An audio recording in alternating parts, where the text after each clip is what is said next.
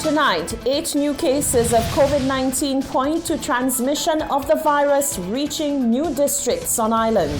Pathologist Dr. King says it's interesting that while vaccines for COVID-19 are at an advanced stage, the same cannot be said for vaccines for diseases like dengue, endemic to the tropics. And research now shows that people recovering from COVID-19 may suffer significant deterioration in brain function. The details of these stories and much more coming up. This is the Hot 7 Nightly News with Lovelace and Amy Joseph. Good night. It is Wednesday, the 28th of October, 2020. Welcome to the Hot 7 TV Nightly News.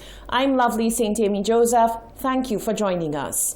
COVID-19 infection is reaching new parts of the island. That much was confirmed on Wednesday when the country announced 8 new cases of the virus, 2 of them from Labrie.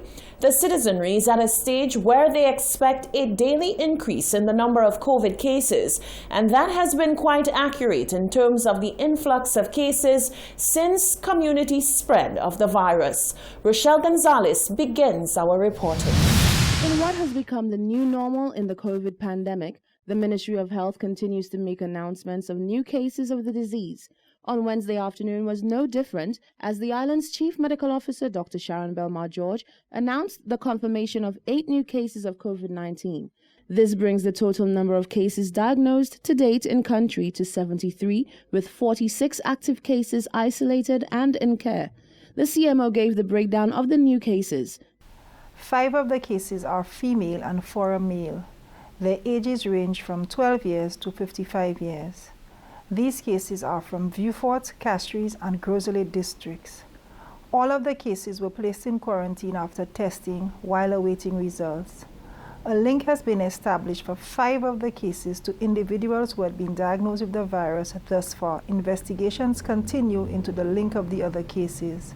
Dr. Belmar-George expressed concerns over the mounting incidence of community spread. The new cases continue to be diagnosed and captured from a wider range of communities.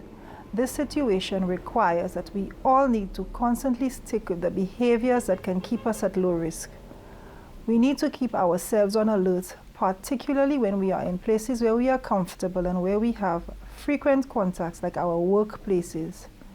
I also take this opportunity to encourage us to look out for each other. Let's encourage each other to act responsibly to reduce our exposure to the virus.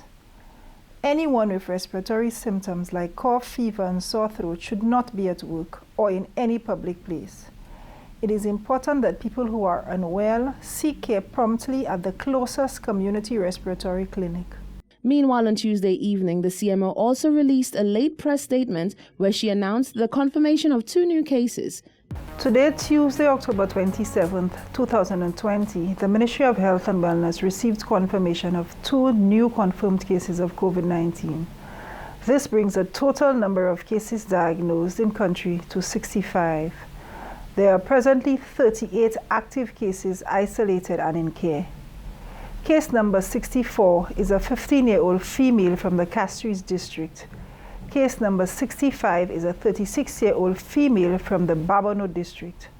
Both of these cases were in quarantine while awaiting results from their tests. The Ministry of Health and Wellness will continue providing regular updates as new information becomes available. Reporting for Hot 7 News, I am Rochelle Gonzalez. Now, since the beginning of the year, and even more so over the past month, COVID-19 has understandably dominated the headlines. But what impact is this having on people's psyche and mental health? A local clinical psychiatrist breaks down the effects of the pandemic. Rochelle Gonzalez has more. It is now safe to say that the entire realm of media has been affected and now influenced by the COVID-19 pandemic.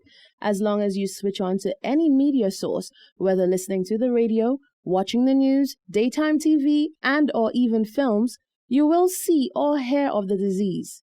Right here in St. Lucia, it is no different, as the pandemic has been the dominant talking point in the news and on social media. This has gotten even worse as the island has recorded a shocking number of cases in just 2 weeks, nearly doubling the number of cases recorded between Friday the 23rd of March and the beginning of October 2020. With this being the case, Hot 7 TV spoke to clinical psychiatrist Dr. Julius Gilliard to find out whether this constant flow of bad news could have a negative impact on the minds of the masses. He said this is most certainly the case. Those have been known from the onset of this pandemic. And actually there are new studies coming out that show a significant increase in depression and anxiety and of course other mental disorders since the onset of COVID, and actually persons who have had COVID suffering a lot of those psychological disorders after recovering. So I think what happens is that because of the fear and uncertainty surrounding the illness and the pandemic in general, persons would have an increase in anxiety and depression because they're not sure how long it's going to last. They're not sure of whether they're going to get ill or not. They're not sure how it will impact their financial and family situations. Dr. Gilliard revealed that the ones even more susceptible to the adverse mental effects are the ones on the front line of the battlefield. It's even more so in healthcare workers who now have to face an increase in cases because they now have to be treating persons and have to be wondering who has it, who does not have it. So persons, that sense of hyper alertness that persons will have to be in, which may be long term, can impact our lives because that hyper alertness can cause our body systems to keep working without rest, cause our minds to keep working without rest, so that we find that after a while we will experience some form of burnout, whether it be emotional, mental, physical burnout that can cause other issues to develop. So yes, there will be an increase in all forms of mental illness and maybe worsening in those persons who already suffer with a mental illness. Dr. Gilliard said whilst he does not know what the government has in place for the aftermath of the pandemic, there is a need to put measures in place to cushion the inevitable blow. Reporting for Hot 7 News, I am Rochelle Gonzalez. Now, as it relates to COVID-19, Hot 7 TV will be helping you separate fact from fiction because the Chief Medical Officer, Dr. Sharon Belmar-George, will be in the hot seat answering all of the burning questions. Dr. George, let us talk a little bit about what appeared to be the index case for this second wave. Okay, I think you're speaking about our famous case number 29, who remains one of our challenges to date.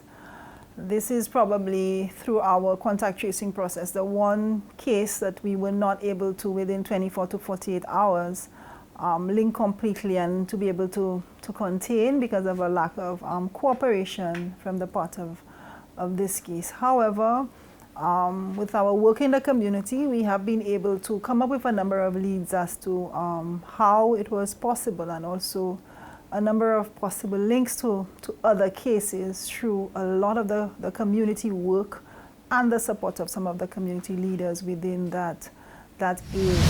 The Hot Seat with Dr. Sharon Belmar-George premieres at 8 p.m. on Hot 7 this evening.